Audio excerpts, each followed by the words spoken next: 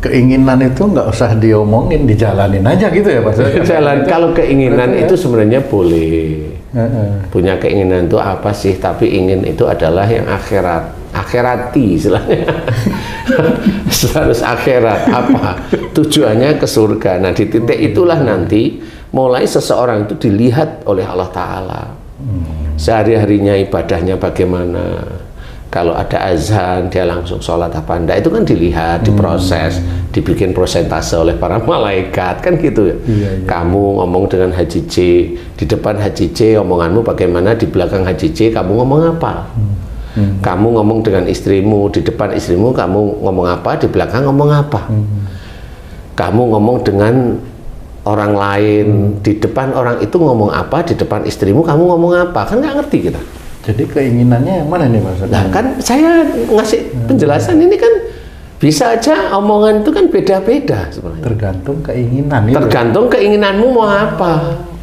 Keinginan istilahnya nggak terlalu prinsip, tapi cara menghadapinya ini perlu pemikiran Ustaz. Contohnya sholat Idul Fitri ini. Sholat Idul Fitri si suami ingin di lapangan. Di jalan raya lah, kalau di mana? Lapangan, bukan jalan raya. Kalau di Jakarta susah lapangan. Biasa jalan raya tuh dijadiin gitu kan. Nah, si istri nggak maunya di masjid atau musola gitu kan. Nah, si suami ini kan ngajak ke lapangan ini tentu ada alasannya, ya kan, karena dakwah dan lain-lain gitu kan. Nah, apakah sikap si suami ini memaksakan istri atau anak yang nggak mau nurut sama suami, Ustaz? Gini, kalau cerita itu pokoknya di titik itu orang pasti bingung. Pasti dikira nanti anak dan istri suruh ikut suami, suaminya dolim. Biasanya kan gitu. Iya. Kalau suami ngikutin istri, suami takut sama istri, kan gitu. Oke, sekarang pertanyaan ini saya rubah. Ya. Kalau selama ini sebagai suami ngomong, yuk kita di lapangan, rata-rata istrinya nurut sama anaknya, rata-rata ya. Kalau pertanyaan Haji tadi, kalau anak sama istrinya nggak nurut, saya tanya lagi, si istri biasanya hobinya nyuruh suami enggak? Saya tanya itu dulu. Saya tanya beneran. Iya. Biasa ngelawan sama suami. Iya. Nah, begitu nggak kira-kira kalau ada pertanyaan tadi? Iya. Nah, kalau iya sudah jelas. Berarti istri itu tahu kalau suaminya hobinya nurut sama dia. Makanya dia ngelawan. Kalau si suami itu jadi imam, enggak kok.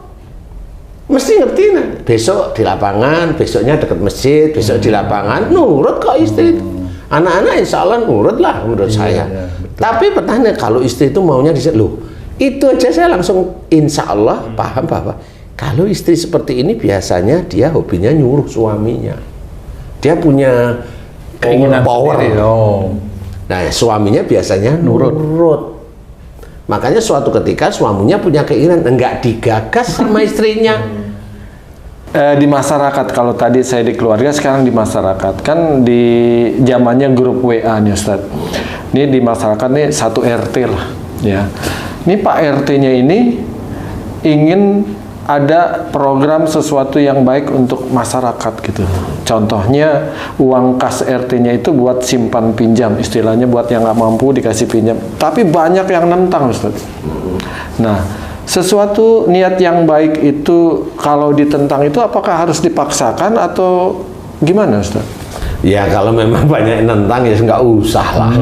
Walaupun itu baik ya. Walaupun itu baik kan gitu.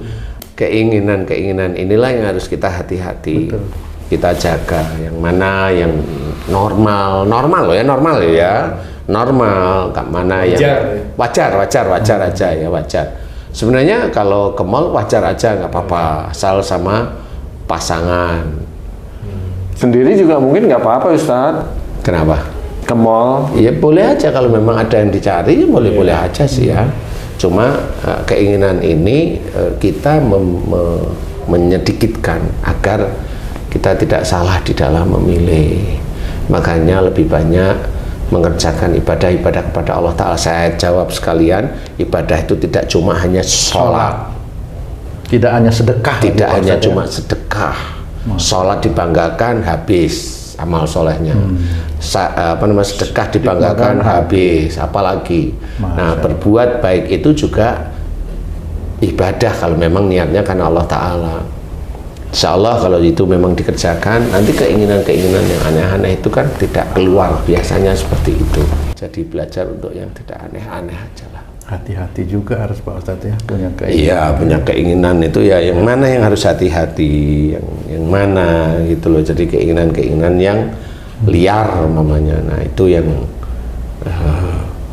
harus kita waspadai. Jadi insya Allah kalau memang itu bisa dijaga dari kita mengerjakan ibadah-ibadah pada Allah Ta'ala, itu keinginan itu nanti selaras dengan keimanan kita, dengan ibadah-ibadah kita yang lain, selaras saja.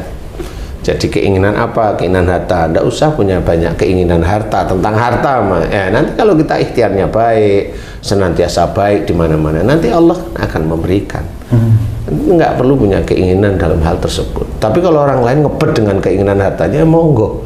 Karena dia punya guru. Kalau dia itu pengen punya harta, nih baca ini. Ya kan beda sudah. Iya, betul. Padahal Allah Ta'ala itu sebenarnya kalau melarang tidak. Kalau memang punya keinginan duniawi, ya besok di akhirat masuk neraka lah. Itu memang Allah tidak melarang, tapi ngasih tahu gitu loh. Nah, harusnya difahami seperti itu. Jadi biasa aja, berbuat baik terus, ibadah terus pada Allah Ta'ala. Niatkan karena Allah, semuanya niatkan karena Allah Ta'ala. Mudah-mudahan ini bisa manfaat, jadi orang memahami. Berarti nggak boleh punya keinginan, boleh. Tapi yang selaras dengan agama kita, kan gitu ya. Jangan lebih jauh, jangan lebih menjadikan kita itu malah melakukan hal malah keluar dari garis agama. Karena apa? Keinginan yang iseng tadi itu.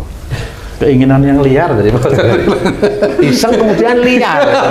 Pertama kali nolong itu beliin baju, yang kedua ini lebih jadi liar. Nah, ini yang harus difahami dan belajar untuk tidak harus berani bilang bahwa tidak boleh saya seperti itu. Ya, insya Allah seperti itu juga akan menjadikan kita lebih lurus di hadapan Allah Ta'ala. Nah, itu berbuat baik terus menerus ya. Mudah-mudahan manfaat. Wallahu a'lam. Alhamdulillah, terima kasih banyak Pak Ustadz. Sahabat beriman, demikian tadi penjelasan dari guru kita Pak Ustadz Danu. Mudah-mudahan bisa bermanfaat dan Allah mudahkan kita untuk bisa mengaplikasikan yang baik-baik yang telah disampaikan oleh guru kita Pak Ustadz Danu pada tayangan ini. Kita jumpa lagi di tayangan yang lain. Wassalamualaikum warahmatullahi wabarakatuh. Waalaikumsalam warahmatullahi wabarakatuh. Alhamdulillah.